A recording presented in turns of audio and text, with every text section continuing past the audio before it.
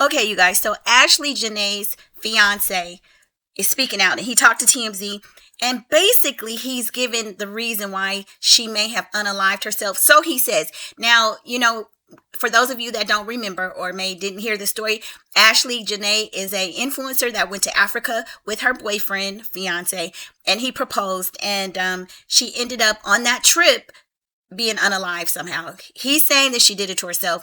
A lot of us aren't believing it or buying it. So we're going to get into this TMZ article. It's still a little sketchy to me because from what I'm hearing, he is the only person that knows that she was suicidal, okay? It's really crazy, but here's the story. Hey YouTube family, welcome back to the channel, Celebrity Scandalust. Hope you're having a fabulous day today. If you're new here, welcome to the group chat. Hit that like button, share the love, and let's get into the mess. So TMZ is reporting that her fiance says that she threatened to unalive herself weeks before she actually died. And he posted a statement online, but this is what the article says. Ashlee Jenae's fiance Joe McCann says she quickly spiraled and had threatened unaliving in the weeks leading up to her tragic death when she took her own life during a birthday trip to Tanzania. Joe tells TMZ it all started with a March chat with her doctor, who he says told her that there was a chance she may not be able to carry a child. He said she was devastated by the news. So that's point number one. Her parents should be able to confirm that and verify whether or not she was actually told that. And that news can be devastating. I mean, to some people, I don't know if it would be enough to make me want to unalive myself because there are other options, but that's what he's saying. The investment firm CEO says things took a turn weeks before they went to Zanzibar in April, telling us Ashlee, whose real name is Ashlee Robinson, was completely unrecognizable on a March snowboarding trip in Oregon. Now, see, this is to me where he's starting to set up little lies to support the fact that she unalived herself, because it's just not making sense. But listen, Joe says Ashlee suffered a concussion when she hit her head on a rock. So we can find out if that information is true as well. If she allegedly had a concussion, that would have had to be confirmed by a doctor. So her parents can confirm that as well. She was wearing a helmet on their first day of snowboarding. He says during the trip, she was having panic attacks and public outbursts, which he claims was new for her, at least in his experience. Again, wherever they went for this snowboarding trip, are there witnesses to attest to the fact that Ashlee was having outbursts, or is he the only one that witnessed it? Okay. He also says this is when the unaliving threat started. So he's trying to say, well, first he says she was told that she couldn't have his baby, and that made her, he's kind of like saying that's when things went left for her. See, it's like he's telling too many different little stories, too many little different fires.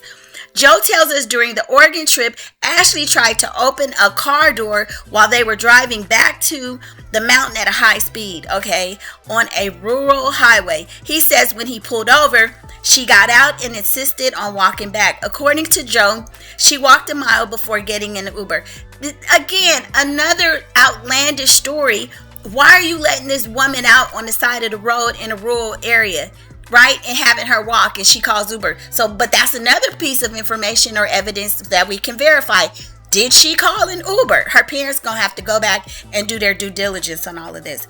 Back at the Oregon house they were staying, Joe claims Ashlee went outside and started walking into traffic. Joe says when the situation settled, Ashlee allegedly started crying and told him she was afraid she couldn't have a baby with him and that he would leave her. He says he consoled her and assured her he'd never leave her and that he had bought an engagement ring to let her know he was committed.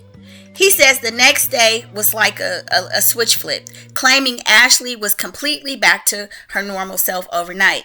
But when they went to Africa a couple weeks later, Joe says Ashlee became erratic. Once they arrived at the Zuri Zanzibar resort on April 6th, he claims her behavior was entirely consistent with how she was acting in Oregon, saying she had several public outbursts during their time on the island. Is Joe the only one that she's having public outbursts with? Because this is weird to me. Like her friends, she was a social media influencer, so she might not have had coworkers. But did anybody else experience this with her? Is it only Joe who can confirm these outbursts? That's what I want to know. Joe also tells us Ashlee was acting bizarre and out of character, saying she was chain smoking cigarettes and drinking wine first thing in the morning. See, this is stuff I'm not believing. It's like he's really trying to set up a scenario and a story and a narrative that this lady had lost her mind and she was crazy. One reason is because she couldn't have children or may not be able to bear children, and the other is because she hit her head and had a concussion. It's too many stories going on. It's too much. He claims that throughout the trip, Ashlee tried to call off the engagement and demanded he take the ring back, but he says he refused. He tells us that after one public outburst in particular, he asked the resort how much a separate villa would cost.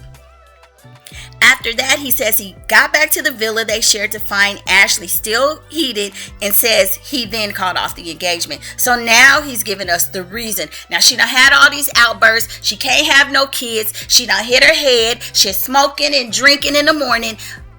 And so now I'm calling off, I don't want to be married no more. I'm calling off the engagement, and bam, that's why she did it.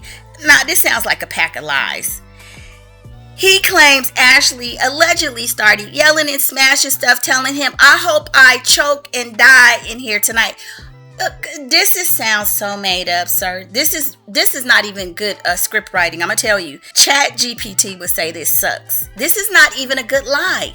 He says this was the argument the neighboring villa reported to the front desk. Sure, okay. Joe tells us after that argument, he voluntarily moved to his own villa where he tried calling Ashlee's phone and villa multiple times. He says she refused to answer and claims her last communication to me was simply the word stop. Okay, I would like to see that in a text message. As you know, Ashlee was found unalived in her villa and was rushed to the hospital where she died on April 9th. So they're saying the cause of death was her unaliving herself. It goes on to say there was a ton of social media speculation surrounding her death. Many people believe the circumstances were suspicious because she appeared to get engaged on the Zanzibar trip and then unaliving herself in the next. But according to Joe, the engagement everyone saw wasn't the real thing. So again, he's still explaining like, no, that wasn't the real engagement. We had already gotten engaged. So he's trying to explain away, people saying, well, that doesn't make sense because she was recently engaged. Why would she do that? It's just too many. His story, I'm not going to say they're inconsistencies, but they sound like lies to support the fact that she did this and to try to make it look like he didn't. I'm not buying it, but you guys jump in the comments and let me know your thoughts, and I'll see you on the next video. Bye.